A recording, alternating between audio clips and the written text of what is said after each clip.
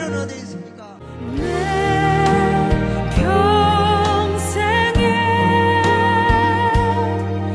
그 이름을 그의 선하심. 이사야서 28장 14절에서 29절입니다.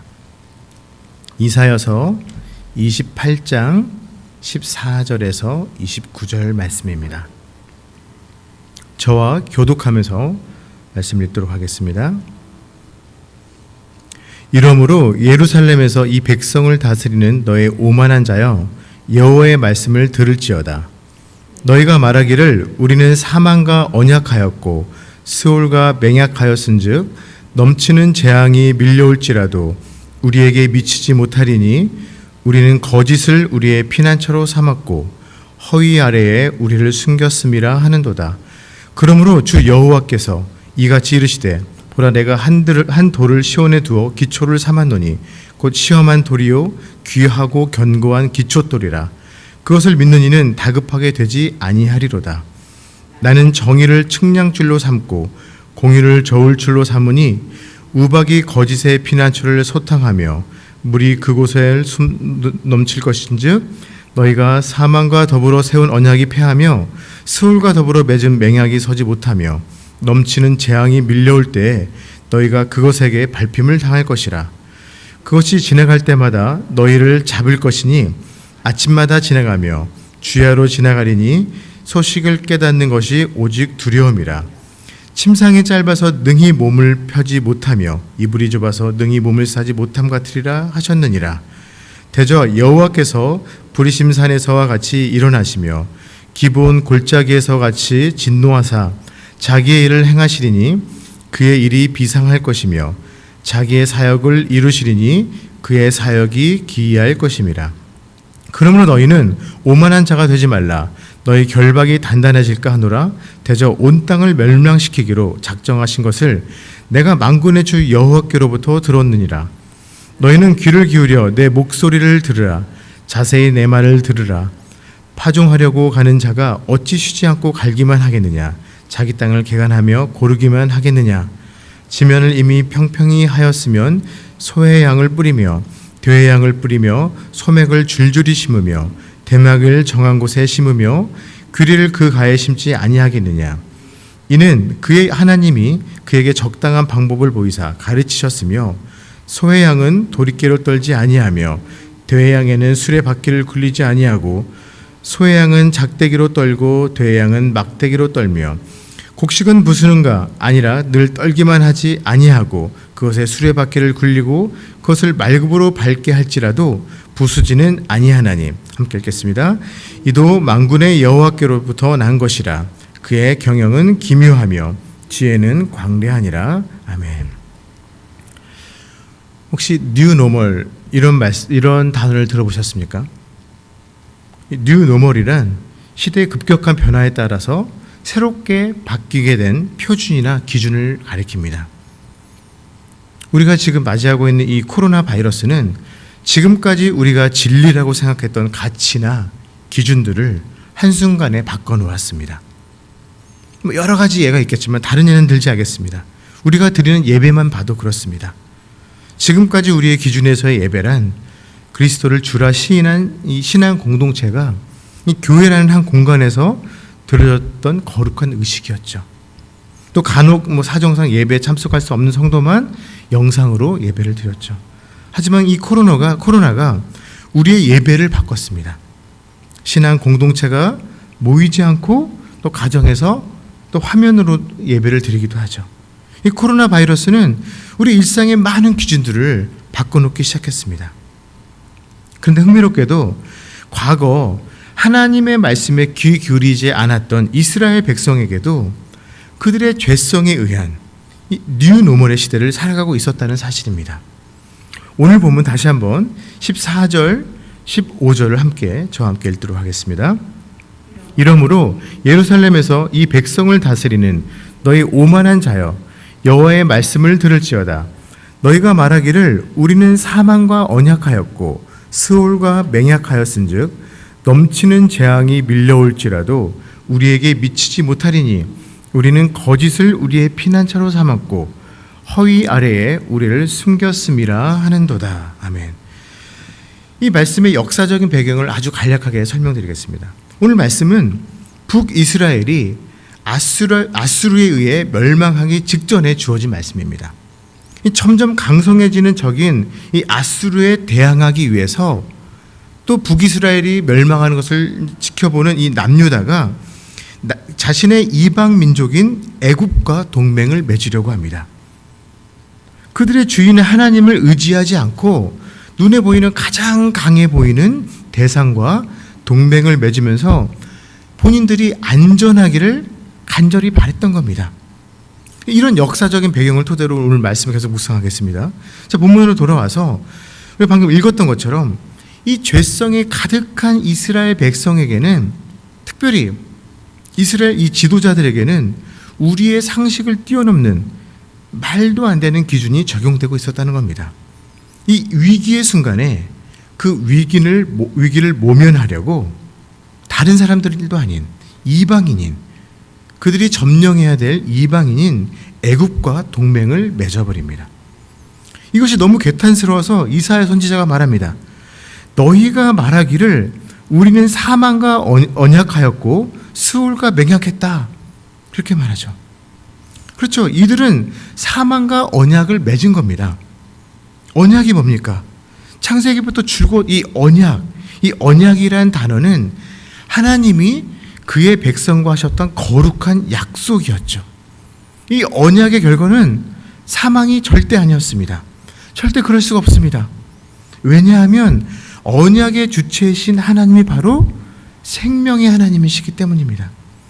지금까지 언약의 결과는 생명이었습니다. 하지만 오늘 본문을 보면 하나님의 말씀에 귀 닫은 이 지도자들은 역설적으로 어려움 앞에서 눈에 보이는 가장 강해 보이는 이방 나라와 언약을 맺죠. 바로 사망과 언약을 맺습니다. 게다가 오늘 말씀 보니까 스올, 곧 음부, 이 지옥과 맹약을 맺는다고 나오고 있습니다. 이렇게 이들의 언약의 기준을 바꿔버리더니 더 가관인 것은 다음 구절이 우리에게 말해주고 있습니다. 죽음과 언약을 맺은 이들이 이렇게 말하죠. 우리가 죽음과 언약을 맺었으니 어떤 재앙이라도 우리에게 미치지 못할 것이다. 또 우리는 거짓을 피난처로 삼고 허위 사실 아래 숨어 살 것이다. 그런데 한번 잘 생각해 보면 이 말은 적어도 우리가 살아가는 이 시대에 어느 정도 통하기도 합니다. 어느 정도 사실이기도 합니다. 솔직한 사람들은, 다른 말로 이 순수한 사람들은 피해를 입는 그런 세상이 되어버렸습니다. 어느 정도 거짓말하고 또 거짓으로 자신을 위장하고 이중적인 모습으로 살아도 그것이 발각만 되지 않으면 그 사람 나름대로 안전한 삶을 살 수 있는 그런 세상입니다. 아니요, 오히려 더 많은 부를 누릴 수도 있습니다. 이러한 현상들이 바로 이스라엘의 어리석은 죄로 인해 촉발되어 삶의 기준이 되어버린 그야말로 뉴노멀 현상이 아니겠습니까? 그런데 오늘 말씀은 우리 인생의 기준이 되시는 분을 소개하면서 이 비정상적인 상황 가운데 소망을 제시해주고 있습니다. 다시 한번 오늘 본문 16절에서 20절을 저와 함께 교독하면서 읽겠습니다. 그러므로 주 여호와께서 이같이 이르시되 보라 내가 한 돌을 시온에 두어 기초를 삼았노니 곧 시험한 돌이요 귀하고 견고한 기초돌이라. 그것을 믿는 이는 다급하게 되지 아니하리로다. 나는 정의를 측량줄로 삼고 공의를 저울줄로 삼으니 우박이 거짓의 피난처를 소탕하며 물이 그 숨는 곳에 넘칠 것인즉 너희가 사망과 더불어 세운 언약에 패하며 스올과 더불어 맺은 맹약이 서지 못하여 넘치는 재앙이 밀려올 때에 너희가 그것에게 밟힘을 당할 것이라. 그것이 지나갈 때마다 너희를 잡을 것이니 아침마다 지나가며 주야로 지나가리니 소식을 깨닫는 것이 오직 두려움이라. 제가 읽겠습니다. 침상이 짧아서 능히 몸을 펴지 못하며 이불이 좁아서 능히 몸을 싸지 못하리라 하셨느니라. 아멘. 방금 읽었던 말씀 중에 16절을 보니까 하나님이 이스라엘을 위해서 한 돌, 곧 시온돌을 주시겠다고 하고, 또 17절에서는 측량줄과 저울추가 되시겠다고 합니다. 시온돌이란 예루살렘 성전의 주춧돌을 의미합니다. 즉 성전이 무너지지 않게 또 견고하게 견디게 하는 가장 중요하고 가장 튼튼한 돌이 이 주춧돌인데, 이는 바로 예수 그리스도를 상징하죠. 이 말씀은 우리 인류의 역사상 가장 어려운 시기인 이 코로나 시대를 살아가는 우리에게 무엇을 말해주고 있을 걸까요? 나라의 존폐 위기 속에서 눈앞에 보이는 가장 강해 보였던 이방 민족인 애국과 동맹을 맺고 그들과 언약을 맺었던 이스라엘 백성의 모습이 혹시 우리에게는 있지 않나 돌아보게 하는 것 같습니다. 그들의 미래를 애굽이라는 나라에 맡기고 그들의 피난처로 삼았습니다. 자, 그렇다면 지금 우리는 이 위기 속에서 우리의 피난처는 누구이며 또 우리가 실제로 의지하고 있는 대상이 누구인지를 돌아보게 합니다. 세상에 우리가 의지할 만한 모든 것들을 이 자연의 위대함 앞에서, 이 세상의 급격한 변화 앞에서 순식간에 사라질 수 있다는 것들을 우리에게 얘기해 주고 있습니다. 18절이 증명합니다. 너희가 사망과 더불어 세운 언약이 패하며 스울과 더불어 맺은 맹약이 서지 못하며 넘치는 재앙이 밀려올 때 너희가 그것에게 밟힘을 당할 것이라. 이 코로나가 우리 삶의 모든 기준을 바꿔놓았지만 여전히 또 절대 바뀌지 않는 기준이 있습니다. 그것은 바로 예수 그리스도가 여전히 이 교회의 주춧돌이 되신다는 것입니다. 그분만이 가장 안전하며 가장 견고하시며 그분만이 영원하다는 사실입니다. 오늘 말씀 17절처럼 그분만이 이 시대의 각종 불의를 정의의 측량줄로, 공의의 저울추로 달아서 무엇이 진실한 것인지, 무엇이 영원한 것인지에 대한 완벽한 기준을 제시해 주실 것이라는 사실입니다. 또 오늘 부분 마지막 부분 23절에서 29절을 보겠습니다. 오늘 부분 마지막 부분에서는 지혜로운 농부가 결실을 위해 수고하는 것처럼 하나님도 이스라엘을 위해서 일하실 것이라는 것을 언급하고 있습니다. 이 말씀을 쉽게 요약하면 이렇습니다. 아니, 어떤 농부가 끊임없이 밭만 갈겠느냐? 파종하기 좋은 땅을 위해 밭을 갈아엎었으면 씨도 심고 또 씨를 심을 때 그 씨의 종류와 특성에 따라 때로는 깊게도 때로는 빽빽하게도 때로는 띄엄띄엄 심는다. 그리고 그 특성에 맞게 적절하게 또 수확한다. 이것이 오늘 말씀입니다. 그렇습니다. 좋은 결실을 맺어야 하는 농부야말로 가장 지혜로운 전략가가 아닐까요? 대충 씨를 뿌리지도 않고 그 특성에 맞춰서 이 맞춤형 농사법을 연구하고 보살피고 수확하는 게 바로 농부입니다. 마찬가지로 우리 농부 대신 하나님은 이스라엘이 결실을 맺기 위해서 만물을 창조하시고 그 지혜가 무한하신 그분만의 노하우로 이스라엘을 위해서 일하신다는 사실을 오늘 말씀에서 이야기해 주고 있습니다. 지금 우리가 겪고 있는 과정이 마치 씨를 심기 위해 밭을 가는 고통의 시간과 같을지라도 하나님에게는 그분의 놀라운 계획 속에서 결국 우리가 구원의 열매를 맺게 하실 것이라는 것입니다. 그렇기 때문에 오늘 이사야가 여러 번 강조하죠. 여호와의 말씀을 들을지어다. 14절 너희 오만한 자여 여호와의 말씀을 들을지어다. 22절 내 만군의 주 여호와께 들었느니라. 23절 너희는 내 귀를 기울여 내 목소리를 들으라. 자세히 내 말을 들으라. 말씀을 맺겠습니다. 이 전례 없는 이 코로나와 사상 최장 기간의 장마는 우리의 모든 계획을 바꿔놓았습니다. 게다가 우리 기준도 바꿨죠.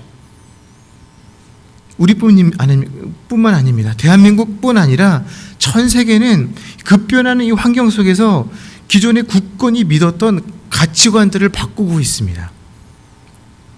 학생들만 봐도 누가 학생들이 온라인으로 수업을 하며 또 또 기업들은 화면을 보며 회의를 하고, 또 모이기 힘써야 하는 교회는 가정에서 화면을 보면서 예배를 드리게 될 것이라고 누가 예상했겠습니까? 영원히 잘 될 것 같았던 기존의 사업장들은 하나둘 문을 닫고, 누구도 중요하게 생각하지 않았던 이 사업장들이 또 승승장구합니다. 이러한 대변혁과 위기 속에서 사람들은 눈앞에 보이는 강한 상대를 의지하려는 그런 경향을 보이고 있습니다. 그런 우리에게 오늘 본문을 통해서 우리에게 말씀하십니다. 내가 너희를 끝까지 결실을 맺게 하는 그런 참된 농부이다. 내가 주춧돌이다. 내 말을 들어라. 내 목소리를 들어라. 자세히 내 말을 들어라. 그 말씀이 오늘 말씀의 핵심입니다.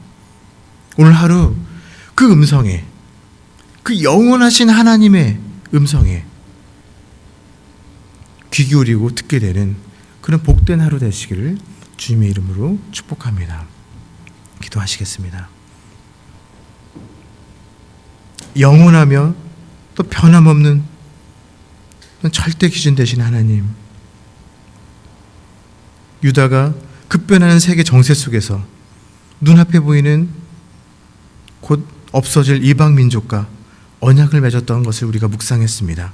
주님, 어쩌면 이 코로나라는 너무 무시무시한 적 앞에서 눈앞에 보이는 나보다 강해 보이는 것을 의지하려는 나의 모습도 이들과 별반 다르지 않음을 보게 되게 하시니 감사합니다.